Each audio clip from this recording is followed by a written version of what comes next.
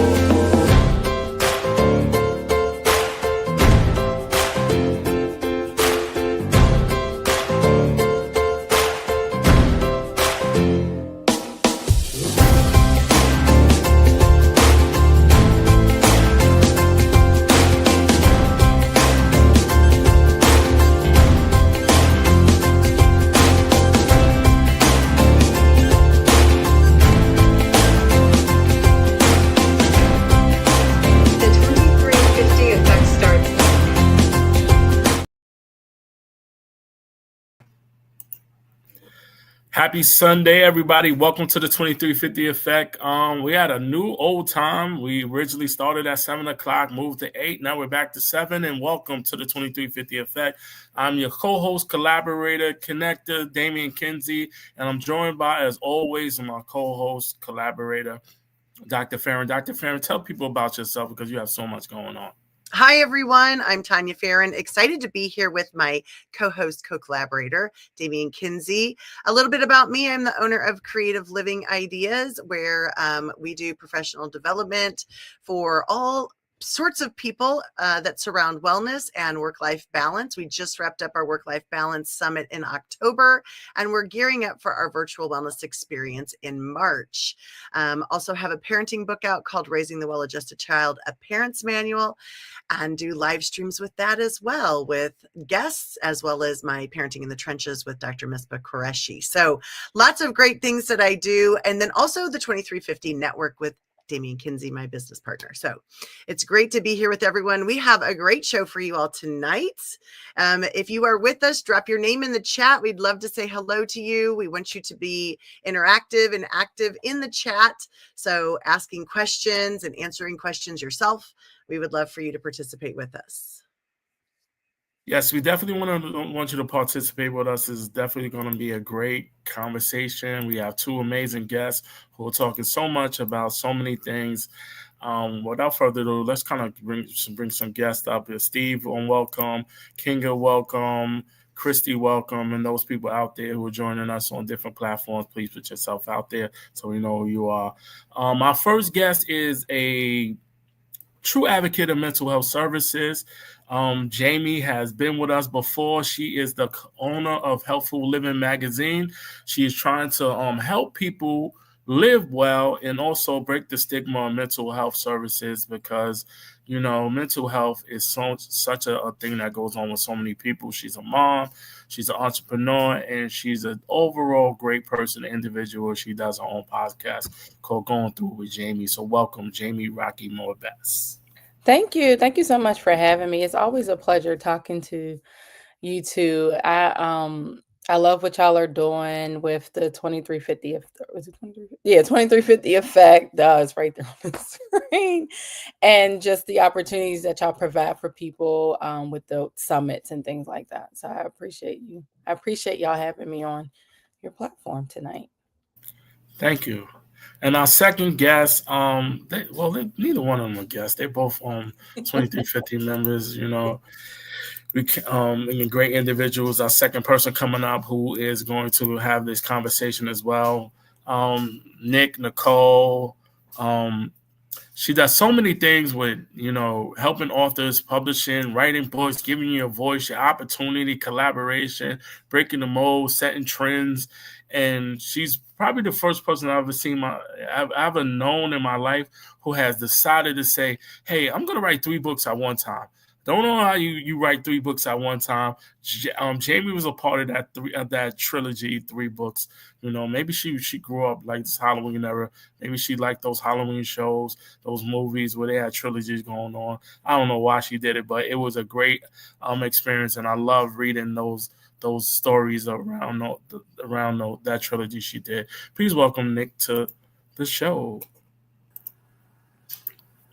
Hi. Thank you so much for having me. Oh my goodness. What an introduction. Like, really? Jamie, hi. It's always so good to be here with Jamie. Damian and Tanya, thanks so much for having me on. I do appreciate it. Trilogy. Yeah, and Halloween, you're so funny. What a mix. Yeah, it was just so good to be able to do that trilogy, really.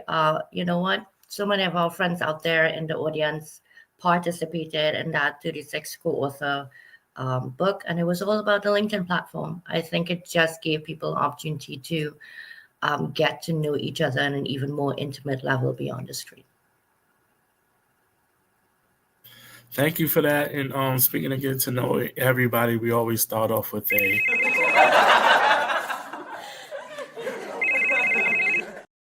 Now, it's called Laugh, Call, Text. You can find something that you either had to laugh out loud, call somebody, or text them. But a thing that stood out to you during the week. I'll go first. Hey, Jackie, how's it going? Christy, again, welcome. I have a friend of mine. She was running the New York City Marathon, and I went today. That's about, I think it's 26.9 miles. She's running all around all 5 boroughs. And I went over and I met her at the halfway point. So I was happy to cheer her on, and she was running a marathon, and seeing people, so many people running the marathon is inspiring. So that was my laugh, my call, my text. That was the thing that stood out to me, because while she was running, we were texting her to see where she's at, so we didn't miss her. So that's my laugh, call, text. I love that. What a nice supporter, Damien. That was so nice of you. Yes. Super nice of you. You guys, Halloween was just Friday. My laugh, call, text. I was sitting at my daughter's house, with both of my daughters. It was just the 3 of us during most of the trick-or-treaters coming. And we all just love these kids. They're so cute in this neighborhood. And, me being an educator, kids light my heart up. They're funny, they're silly. And there was this kid, and those inflatable dinosaur costumes. Have you seen those, right? And he's a dinosaur. And he says, "Do you want to see a joke?" And we were like, "Sure." We don't really know what his joke was still, but he shook his costume up, down, up and down, up and down. And he giggled, and he laughed so hard at himself that we started laughing because he was just giggling himself. So that was funny. And we said, okay, great. And we said, the neighbors across the street aren't there right now, but they left out candy for you. So he and his family go over there to get their candy, and we see him standing in front of the door. And I said to my daughter, I don't know if they caught that they're not home. She goes, no, he's telling his joke to their Ring camera. So now he's in front of the Ring. I mean, these kids had me cracking up laughing on Friday night. It was so wonderful. It was just a blessing to be with just my daughters, and then to have these kids just in their families. And it was just a great night. So fun. Nick, how about you? Laugh, call, or text? Oh gosh. It was a laugh and a text, because went out and got the candy, and I did my makeup up because I had a live launch that night at 7. But I was really hoping that the trick-or-treaters would swing on by early, so that when I'm live, they aren't knocking on the door. And and I'm like, stressing, is my husband going to get home from work in time so he could stand by the door, whisk the door open at the screen so he could catch them while I'm on the live show? Do you know, I stood there looking out the window the whole time, and the kids just walked up and down past my house. Not one person came to trick-or-treat at my house. I'm like, really? I'm like, that's what I get for not decorating this year. So yes, I started laughing. Then I texted him and I said, we now have 5 pounds of chocolates and Skittles to eat. Are you ready? So that was my laugh and my text and my, oh shoot. Lots of cavities coming down the pipe. I love that. That's funny. So I have a text. Yeah, I have a text. And Nick, I didn't get that many trick-or-treaters either. It's interesting because they do it around our house. But I guess it just kind of depends. I don't even know. I guess it depends on the year and who got what going on, you know. But speaking of education, Tanya, my niece is a senior in high school. So my brother sent me a text of one of the schools she got accepted to, and they even offered her funding. And so, very proud auntie moment. She's my brother's oldest niece. So, of course, I was, well, yeah, they live in Pittsburgh. So I'm in Maryland. So I always just try to, stay in communication and, be that auntie from afar. So it's just kind of cool watching her grow up and, just kind of seeing her going out there for, college applications and acceptance letters and stuff. So it brought a smile to my face because it's just like, oh, this is awesome. And it's like one of many transitions in a person's life, being a senior and in high school. So that's exciting. Congratulations to your Thank niece. you. That is it's something to be proud of. It really is. And it is a real transitional time for these kids. And yeah, we did an episode on transitioning to college. It is a huge transition this past August. And so it's exciting though too. Good for her. Thank you. Oh, Steve, I'm sorry to hear that. Yes. Long game last night. Yeah, definitely long game. Long game. Sorry about that. Yeah, exactly. Well, gosh, you guys, we just wanted to really get caught up with you all. We were talking about our shows and our lineups for the rest of this year. It's hard to believe we're saying like the rest of this year, the rest of 2025. I feel like we just started it. And we were like, we need to get Nick and Jamie on and see what's going on with them. Like literally, what have you been up to? What are you working on? What have you accomplished? Like, what have you done you want to talk about and share with us? So, tell us what's been going on with you, Nick. I know you've got a lot, so we'll go ahead and start with you. Tell us what's been going on. What have you been working on? Jamie and I were actually just hanging out not that long ago. She was on The Person Behind the Pen. She came on with Misha Membane. They both wrote in the trilogy. So it was the first time I had two on together. And I thought what was awesome about that, and I wanted to show, is that a collaboration and collaboration can happen because you joined this collaborative book. And that's exactly what happened. Her and Misha went on to work together on many different things. So that was a very recent highlight. And it just goes to show you that you don't lose touch with the people that you start a project with. Mm-hmm. So I guess that's starting most recent. But boy, what am I up to? A lot, yes. So right now I'm really excited because I'm working on my first charitable cookbook. And that is for Transformation Kitchen. So I'm an advisory board member with HR4U. The founder is here in the audience, Jason Forhan. And I've been friends with Jason for a few years and supporting the nonprofit. While I was working full-time with Island Elevator, I actually had them match a donation with me to the nonprofit. So now I am here in my space as, my own business owner. Wait, does that make sense? Yeah, whatever. Yeah, you know what I mean? Yeah. And now I'm just excited because I'm volunteering my publishing services and promotional services to this book. And we're looking to launch March 1st next year. We are looking for recipe donations, 120 of them. There is no fee to donate. Please DM me. I would love to get your recipe donation. We're going to publish your recipe in the book with a profile picture of you and a little bio. And we are also looking for sponsors to help sponsor part of the cost. That's just the formatting cost. I'm taking care of everything else. And yeah, that's where we are. We're going to do a fundraiser, second annual, next March 28th in New York City. And that's where the cookbook will be sold. And all the proceeds go towards funding the Transformation Kitchen programs. The first was built out this year in Nicaragua in June. And the second, which is the first in the United States, is going to be built out, well, pretty much now. So very excited about that. That's bringing in 60 students a year and teaching them basic skills, how to go out there and get a job earning a living wage.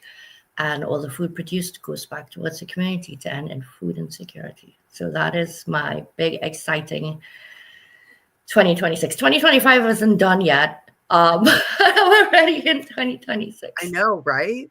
I know.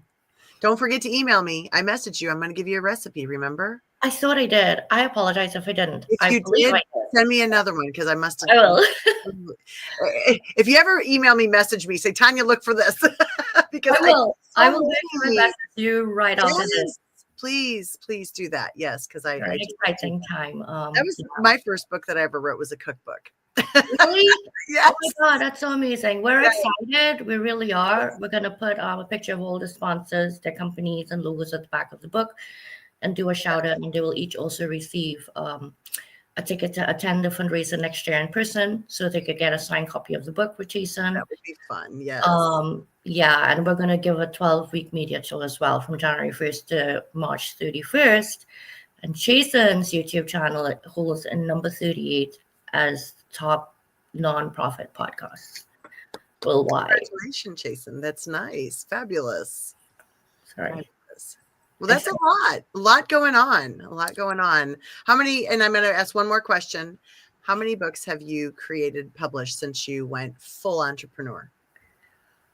4, 5, 6.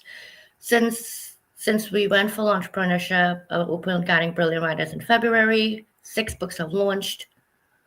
And then we have 2 more coming this year. It's going to be 8 in the first year. Congratulations. Yes, thank you. Legacy, the 3rd annual Legacy Chronicles is the next coming on Thanksgiving. I just posted about that today. And it's just crazy when I think about it. All these people up behind me have written in all these books. I have to update it. There's books on there and faces that aren't on there. I think it's close to 100 writers now. I love that. Congratulations. And Jamie, Kinga said she had a recipe for you. She said she's got recipes. Very recipe. Jamie, what is going on with you? Tell us. Well, there's first, Nick, that's awesome. I really like that, the cookbook, the recipes, because it makes me think of like a cook-off, like especially like when you go to work or there's like a cook-off at work or at a, a party or what have you. And people will have like their go-to recipes. So it'll just kind of be cool to see like a lot of people go-to recipes. And it sounds like a really fun, thing going on. So kudos to you. For me, a lot's been going on. I know before the show I was talking about being a soccer mom. So full-fledged, this is my oldest first season. So it's really interesting. Like the first game, I was like yelling. I was like, oh, I didn't even know I could yell. Like I didn't even know that was a thing. So I learned a lot about myself this season.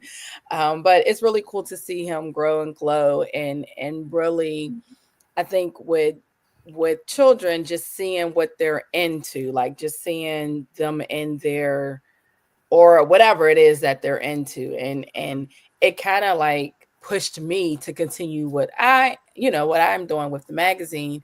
And so yesterday was the quarter launch for the November issue. So I'm super excited about that.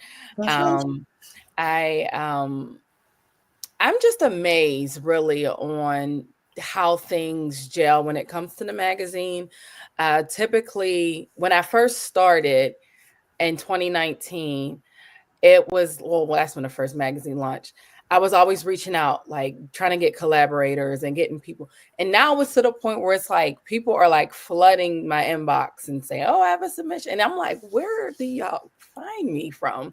But, I'm just like, wow, that just shows that it's growing and it's glowing. And of course, I always put out like in the newsletters or, oh, we're taking submissions, just as a consistency, and, but it's just always people coming in and sharing their stories and just reading so much of what everybody's going through. So I'm very careful how I curate each article because I always want to keep it current to what we're going through right now, you know, and it's a lot of heavy things that are happening. So I do feel this magazine speaks to, you know, the holidays and just the turnover of what's going on in politics, but it's just always beautiful to see. And I am so mad because it is downstairs in my kitchen that I can't even go like, here it is. Don't worry, Oh. Damien probably has a copy of it right there. It's gonna be like, go over it. We'll hold down the fort. Oh goodness. But yeah, it's been really good. And then in addition to the magazine, the podcast is growing. I'm learning a lot about myself, just getting used to like talking, getting used to like turning points and I guess there's just a craft in podcasting, and I'm just really learning about it, learning how to do it, adding music and adding advertising and, you know, things like that. So it's really fun. And I'm adding guests on. So it's been really good. It's been really good. And you know, just with anything, you just notice you're getting better and better over time. So it's good to see. Mm-hmm. Yeah. Yes. And tell everyone a little bit about your podcast. Like what are the topics and who do you talk to? I try to keep, well, not try. I wanted to extend the magazine. So it's like conversations and pertaining to mental health. This actual one I'm actually getting ready to do. I noticed at the top of the month, I like doing like awarenesses because that's always a thing. So last one I did like October awareness. This month I'm doing November awareness. So it's like the kickoff for each month. Mm-hmm. Then I'll talk to a guest that's been on in the magazine, of whatever it is that they're doing. So I try to curate it to make it authentic. Last week I had a young lady named Sharita Sparrow. She's actually the artist who did the cover for the magazine. So we talked about her story, how she got into art. I often just be intentional of like literally what's happening. Like I have a future episode I'm going to be doing about functioning depression because I feel like that is something that we all can relate to. So I try to do relatable topics. I try to do conversation starters, and I try to keep it to where it's like enough to keep you thinking. And in each solo episode, I'll end with like a journal prompt so people can take do a actionable step. Well, they heard the content and then they take some time out and do the actionable step by writing, you know, the journal prompt. I love that. I love the connection between the magazine and that. And Damien, if you don't have a copy of the magazine nearby, when Damien does the beginning, you can go back and watch the beginning of this. The magazines are featured there because there were two magazines created for creative living ideas, and they are stunning. They are absolutely beautiful. Absolutely beautiful. Yes, definitely. I do have a summer magazine in the queue if I could show people. But I did have a question for both of you because having a magazine and having a book, those are two different things. Like, how do you identify your guests in the beginning? I know you said, Jamie, you're getting people flooding you. And I know, Nick, you're probably getting the same thing. People are flooding you. When you started it, there was like a goal for your magazine and goal for your books. And it was a passion and reason and purpose, and it still is. But how did you like start out and say, hey, I'm going to seek out these guests and this is how, what is a good fit for your books, Nick, and what is a good fit for you, Jamie, as far as the magazine's concerned? Okay, I'll go. Wow. You know, that has changed so much for me, honestly, because when I started writing back in 2023, I was writing with other publishers. So I wrote with 2 different publishers before I decided to publish my first book. And the first book was an anthology, and it was A Note to My Family, I'm Your Legacy. And I had 20 writers in that book with me. The goal for that book hasn't changed, and legacy is a very broad topic. You know, it's something that speaks to everyone. But as the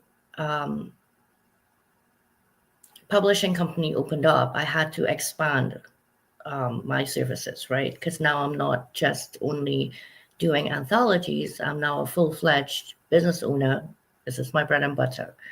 So as the company grew its name, I have people reaching out to me weekly asking to publish books with me. They're all over the place. I mean, the 4 books this year was the horror author. There was a clinical theory book by uh, Doctor of Behavioral Psychology. Thank you. And then Felipe Cofino, who did his children's adventure storybook.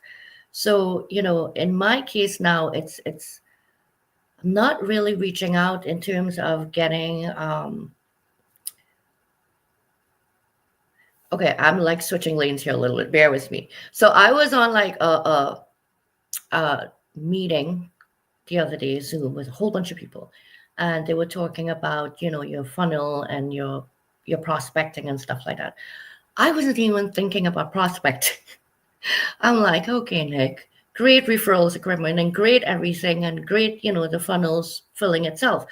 But you can't just expect that will always be the case. And I love the question you asked, because now I am sitting down thinking for 2026, what are my prospects? What would I really like to get into? What type of books do I want to publish perhaps more of? Because this first year has really been a baptism by fire. The genres are all over the place. So I really got a chance to feel what I like publishing, what I enjoy putting out there. And so I think that's really going to shape me going into 2026 of the types of projects that I choose to take on.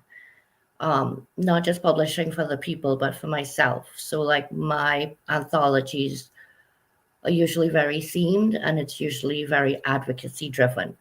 So like next year, November, we're going to do Voices of the Veterans, the answer to the bugle call. And then also, I believe, I forget which month was Suicide Awareness Month. Was it October? We're going to be doing September. We're going to do Suicide Survivors. We live to tell our stories. So now these are very deep books. I understand that.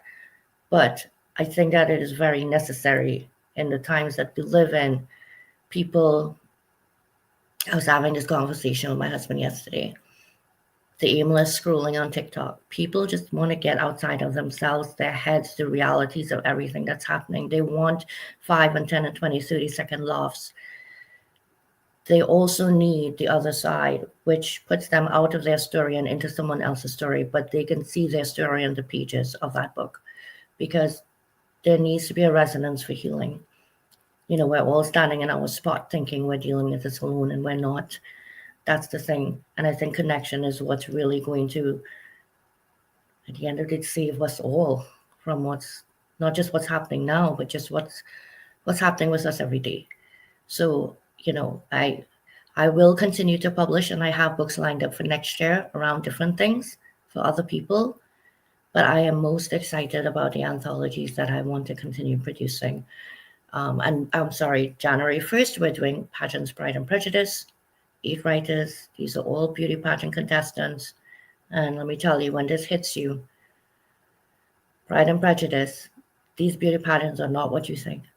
Okay, they're a Miss Disability, Miss America Disability. There are so many beauty pageants that are not this beauty pageant, beyond what I've ever known to be out there. And the community work that these women are doing blows me out of the water. I don't know if I answered you, but no, that answers my question. Thank you for that. I'm gonna let Jamie answer, and then I'm gonna close the loop to it, and it's gonna make a little bit more sense. So thank you for that, Nick, for explaining that, and also like giving that level of like the adjustment to. Let me be quiet. I'm gonna explain a little bit more why I asked it. Go ahead, Jamie.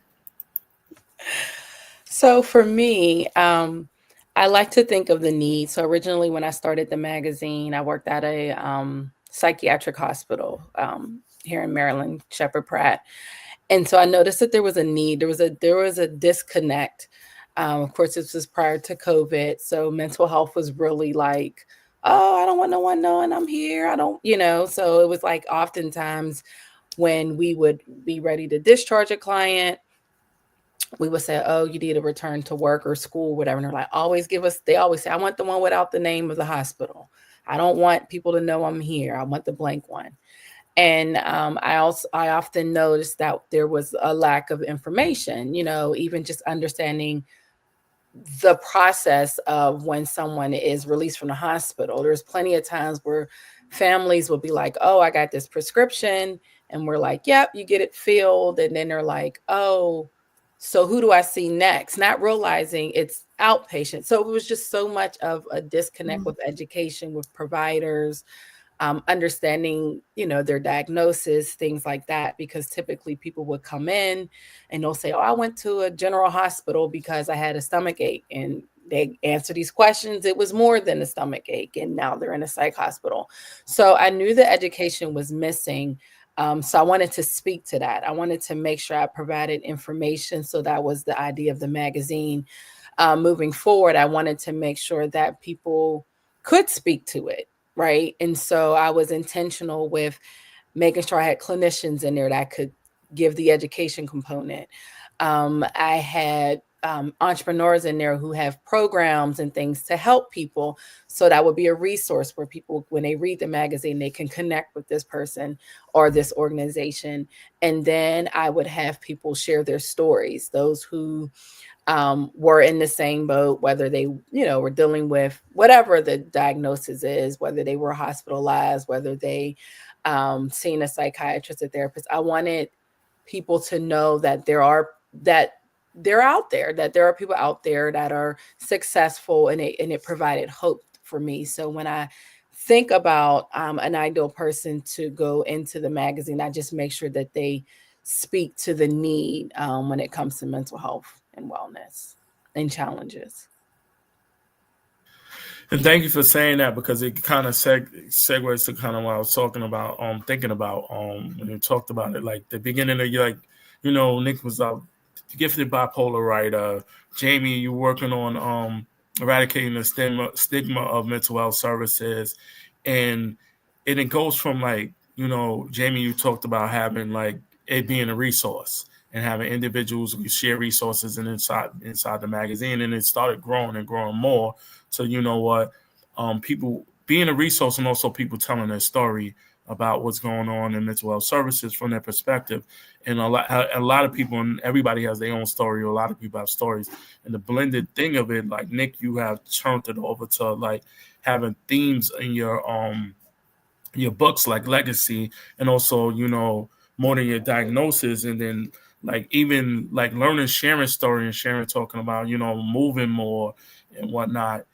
And these things are so important, because if you don't, like, write in, like, you talk about TikTok, you talk about, the short version of things, and things moving short and quick, but writing is still an art that's still in place, that people can sit down, take time, and manifest their thoughts and put it together. So I appreciate you for sharing that. Dr. Farron, do you want to take the next question?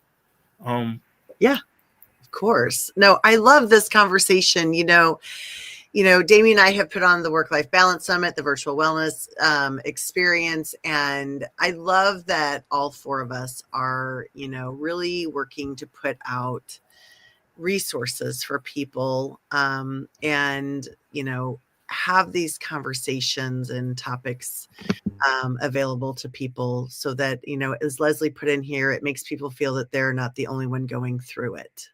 And a lot of times people feel very isolated. So another conversation for another time. But thank you, ladies, for what you're doing, is just really what I want to say. And this is why, we love having you both in the network. We really have enjoyed collaborating with both of you with different projects. And that has been so much fun. And that is a beautiful thing about our network, is the way that, we support each other and help each other out. So that is super fun. But I want to go into, my gosh, there's so many questions and so little time. I don't know which question I want to ask first. That's where I feel like right now. But I want to ask, like, okay, I want you, because I want to still highlight your company one more time. I want to know, what do you want people to know about your company? Like, what do you want people to know about your company? Because this is important. That I know, Nick, you're already getting submissions. You're getting submissions, Jamie. But what do you want them to know? Because we want you to have so many submissions that this stuff is just cranking out for you so fast you can't even do anything else. Nick, go ahead. Well, first I'm going to tease Damien because I think somebody's baking up cake for him in the background, and we all know how much he loves cake. This is real life, okay? Real life. I think his dinner got dropped is what really happened. I just think it's funny because it happens to everyone, right? So, and then before I answer that, I want to say to Jamie that for somebody that is bipolar, that takes medication every day, that, you know, I could think back to as young as being 8 and going through things and not understanding, my parents not understanding, my parents bringing me to psychologists, bringing me to doctors. And back then it just wasn't a thing. She's just a moody child. Her diet's not good, you know, all sorts of stuff. And in the 20s, going to being a young mom and going to the general practitioner, like you say, and them just saying, well, you're depressed, take this. And you start taking it and you do feel better, and you just think that that's it. And you just go about your life, right? Until your body becomes acclimated, until something really bad happens and you crash again. And it's like every time you crash, you have to start over. And that's like one of the hardest things to do, right? Because when you're in that space, you start to worry that you're losing everything, your marriage, your life, your job.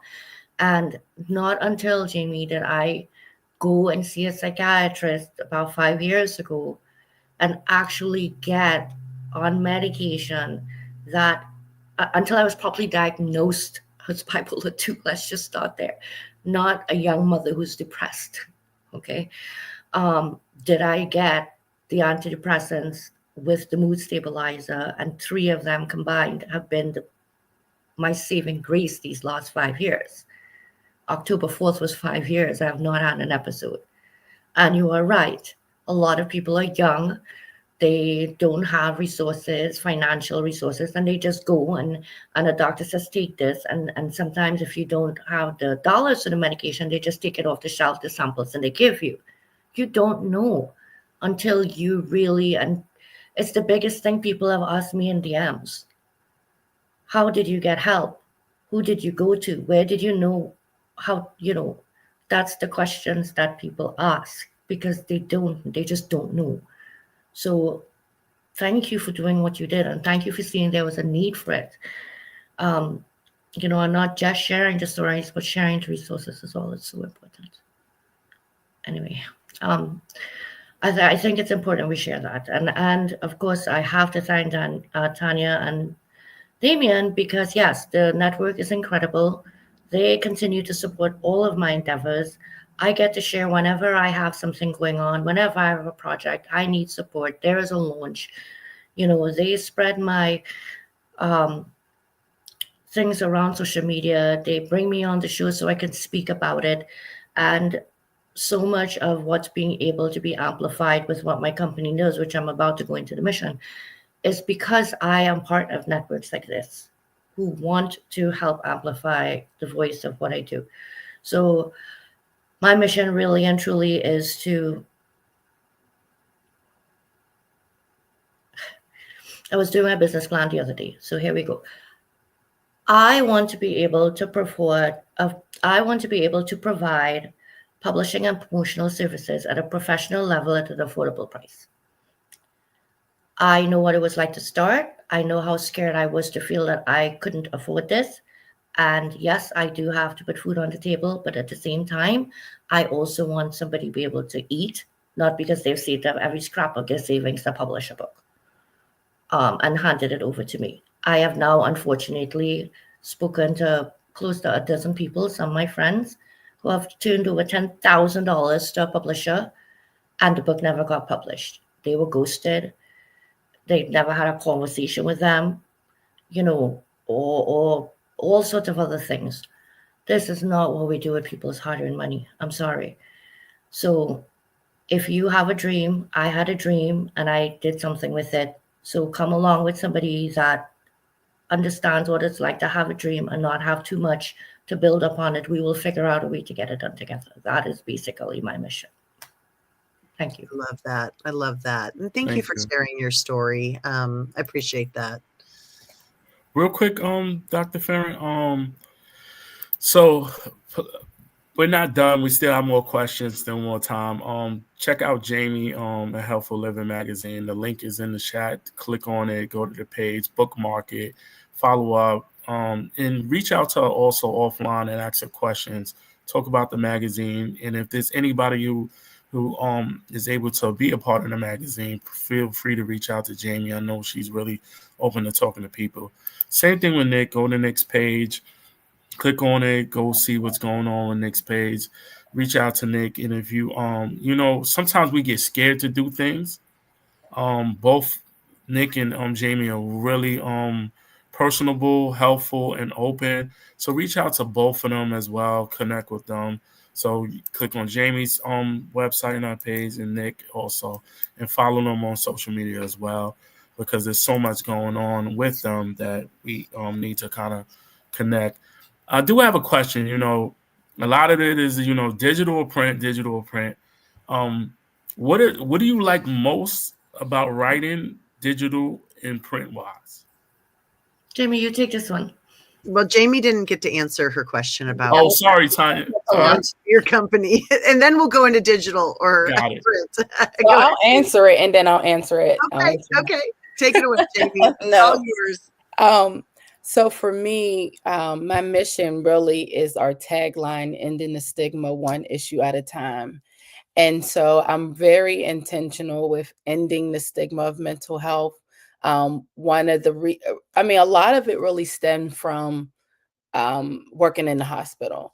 And I've seen people come through who took the resources and life-changing. And we've gotten letters, cards, lunch. Thank you so much for, all the things you've done. It's been, a 180. And then I've see people where it's a revolving door, and that's still okay. It's just the process of what they're going through in life. And so one of the things that seemed to be a constant challenge was the stigma. And I'm like, man, for something that happens to a lot of us, because mental health challenges, when someone has a mental health diagnosis, it affects you directly or indirectly, right? It's either yourself, or it's someone within your household, or it's your coworker or a friend. It affects us all, right? We're all in this together. So for all of us, that have to deal or, have some level of mental health challenges in some point of our life, it's like, why is this such a shameful thing? So my mission is to end that, and if it's me, and I felt like the magazine was the way to do it, because it's information, whether you get it physical or digital. It's information, it's an eye opener, it's a conversation starter. And so I'm constantly, going by that tagline, ending the stigma, because my mission really is to do that. And I see a change. I definitely see a change. But of course, we have to continue to keep going. And Nick, thanks for sharing your story, because I was a little tearful because it's one of the reasons why, I initiated to do the magazine, because you sit and you have so many conversations with so many people of all walks of life, and it's just people want to be happy and they want to know what's going on, and mental health is something when you're going through it, it's challenging because you don't have the words to put to what's happening or how you're feeling. Mm-hmm. And so there's been plenty of times where people will get the diagnosis, the correct one, and they're like, oh my goodness, it's life-changing, because now I can get a treatment plan and figure out what's going on and do next steps. And so many people now, they come in with the background like, oh, okay, so what kind of therapy are we doing? Or it's like they're more engaged. It's not as if like they're being forced. And I think that comes with the education and the awareness and people being unapologetic about speaking up. you know. So I appreciate you, Nick, for sharing your story, because I believe that it really helps others do the same. Digital and print. So I like them both for different reasons. Print I like because I feel like there's something about seeing a product that you did and, you know, and holding it, feeling it, turning the pages, and the vibrant colors. And it's just like, wow, this is awesome.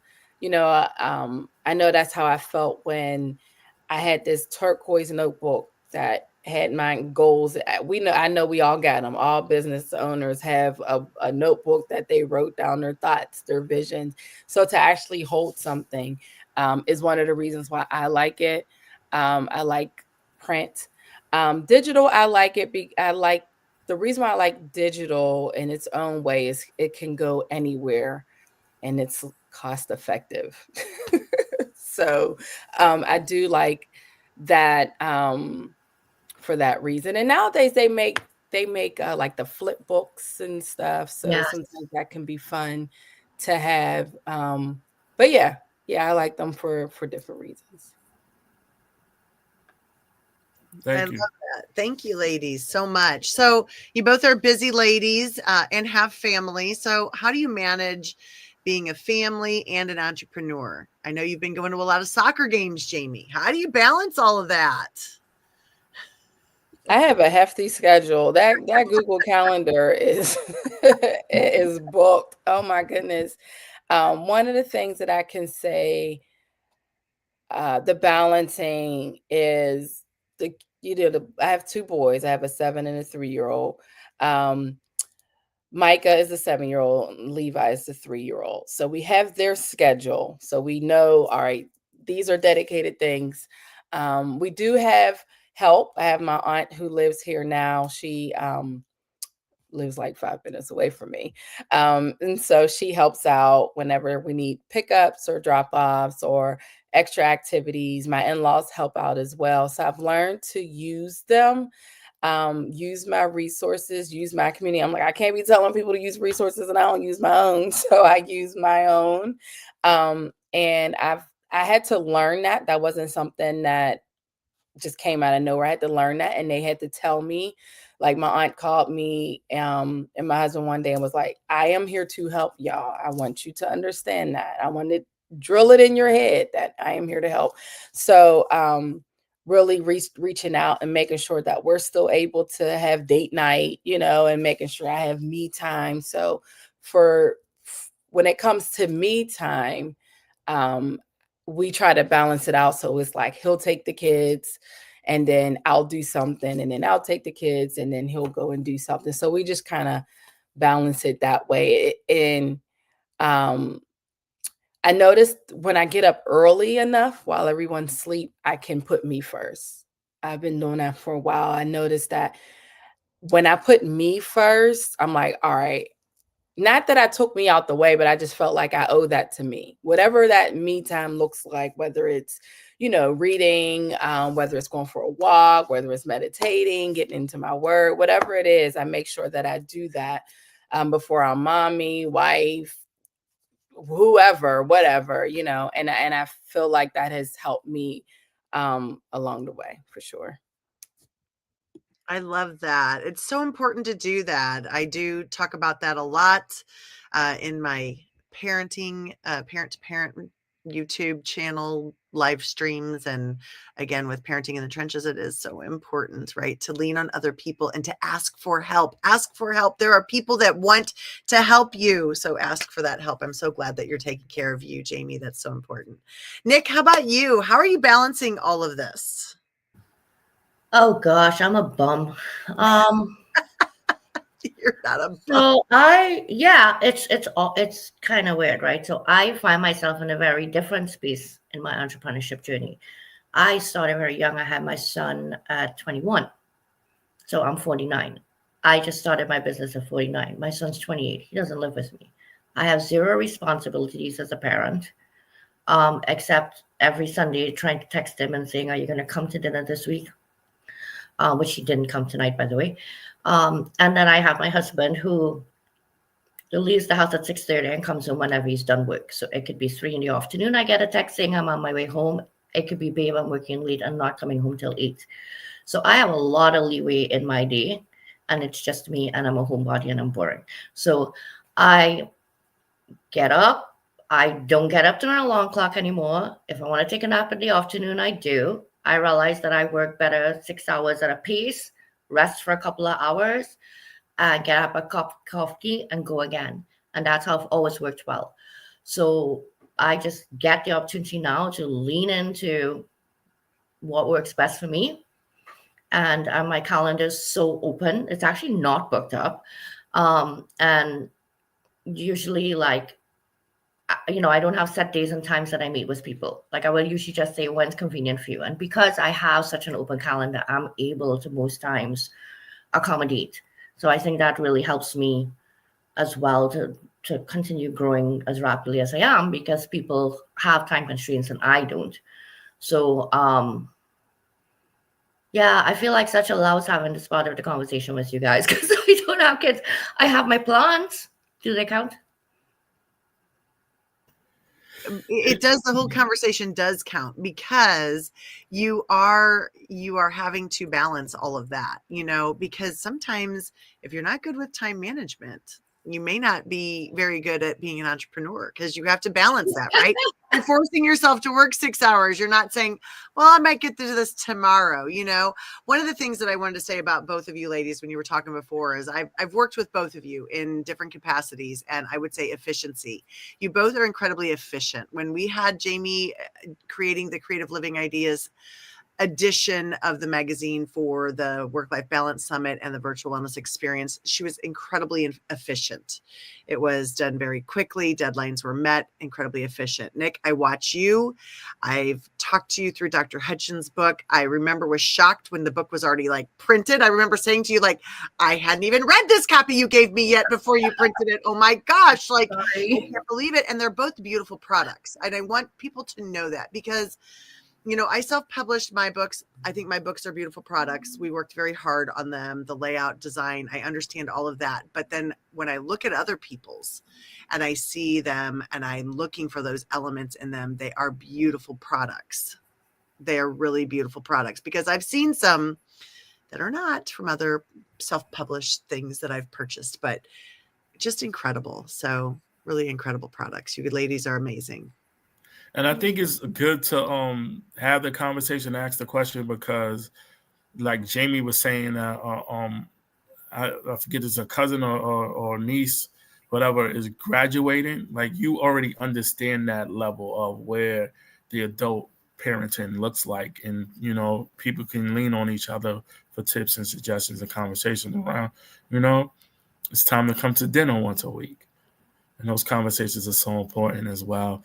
Speaking of conversational piece, I know both of y'all either do a podcast or a live event, and you have interviewed people, had conversation with so many people.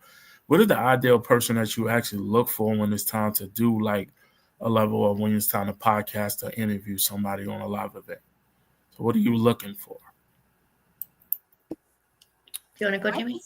Oh, I would say I'm looking for someone who's authentic, to share their story, because I think that's really is important. I think, and because a lot of people can relate to someone who is, sharing their story. I keep it mental health based, but mental health is very broad. Like, mental health, you can relate it to anything. So I just look for someone who, wants to share their story and create that platform, for someone. It's hard to talk about yourself, though. I will say it can be it can be so challenging, but I think podcasts are a great place to start, because there's the Q&A and it allows people to kind of think of, what they're doing or what they're going through and sharing that. And so just someone that's authentic and that really wants to share, and typically someone too, and it's different. You don't have to have a business or a product, but that's helpful too, because it is a space where people can grow and learn about that other individual. I feel like I've learned, some of the people that I've met, or now that's even on my podcast, library is because I listened to another podcast and learned about somebody else. So, you know, so if someone who has a product or doing a service, or someone that just wants to talk about mental health and share their story. I like that. Thank you. How about you, Nick? So I actually have the opposite. I am always scrambling to find somebody for my show. Yes, you did just hear me say that. I have the person behind the pen, and I have shared like with all my authors if they want to come on and do a reading, you know, and they were signing up and stuff. But as I've gotten busier, I haven't had a chance to keep asking or reminding. Here's the Calendly if you want to join to do a reading. And I also opened up the space not just for people published with me, but for anyone who's self-published, because I know how damn hard it is to get in front of people. And so if I have a platform with the person behind the pen, once a month, I want to be able to bring somebody on who has self-published to be able to share about their book. And the publishing company shares about other people's books on its page too when it launches. So for Nick Nevin Control was generally a mental health space as well. And it also got kind of mixed up with the authors, hence the reason I started the person behind the pen to almost separate them. Nick Nevin Control is going to be going in a completely different direction. It's built its own brand, just as the Guided Gifted Bipolar Writers built its own brand, Guiding Brilliant Writers. So they're all kind of standalone, even though they're under one umbrella. The last few episodes of Nick Nevin Control have been very specific. Like we did HR and AI. We did nonprofits. And from that nonprofits result, we're going to be doing a pro bono nonprofits book next year. And the last one was on, was it veterans?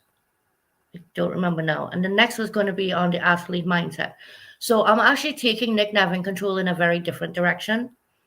So we're going to be discussing, like, that's going to become a lot more, I want to say business-like, but tying in the business with the mental health side of things, not the creative aspect of writing with and healing with the mental health things. Because I think there's a lot of mental health going on in the workplace. And I have been very fortunate to go through a 10-year period of different companies that have either supported very well or not supported at all, to one that just basically hugged me. And I think that people need to know that there are work environments out there that they can thrive in with a mental illness. And I really, people need to also understand there's a difference between mental health and mental illness. It's not that you want to draw a line, but a mental illness, it's treatable. And people think it isn't. A mental health aspect is a little bit different. It could be circumstantial, it could be stress, it could be different things like that. But an actual diagnosed mental illness is different than mental health. There are two different things. So I think that needs to be explained better.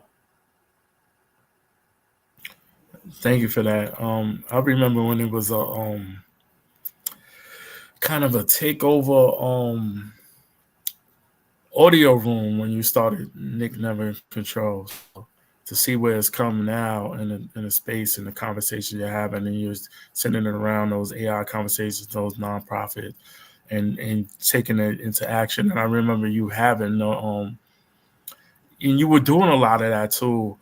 On the show and having those conversations, and then start taking conversations around taking action as well. So I love that you're continuing that, and it's also ever evolving as well. Thank you.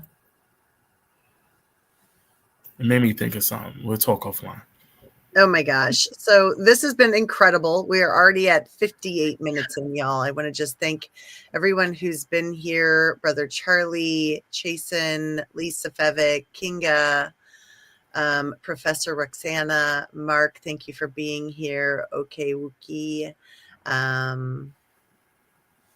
Oh gosh, Leslie. I know I'm missing Jackie Hallberg. Thank you for joining us tonight. Sean Michael. Linda, thank you for being here tonight. Lay, thank you for joining us. Annie, it's great to see all of you in the audience. Chirito, it's been a while. Good to see you. Atul, thank you for being here as well. Just so many amazing people. Charles, thank you for joining us. Thomas, thank you very much. And these are the people that I see on my end. So if I missed you, I apologize. Steve Elliott, thanks for joining us, even though your team lost last night. Tough one. It was a tough game. Christy, thanks for joining us as well. So we really appreciate your support, your comments, and these two ladies for joining us tonight. So shall we close out with a quote, Damien? Yes, definitely. Let's close out with a quote.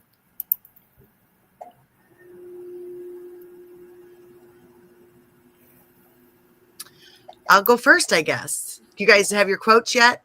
I want to grab something right there. Okay, grab something. Go ahead. I'm going to go ahead with mine. This is one of my favorite hopes.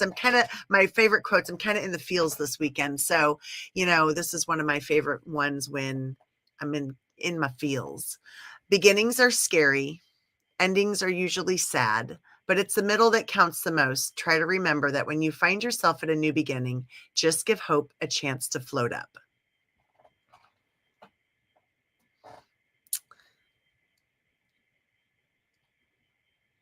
Nick, are you ready?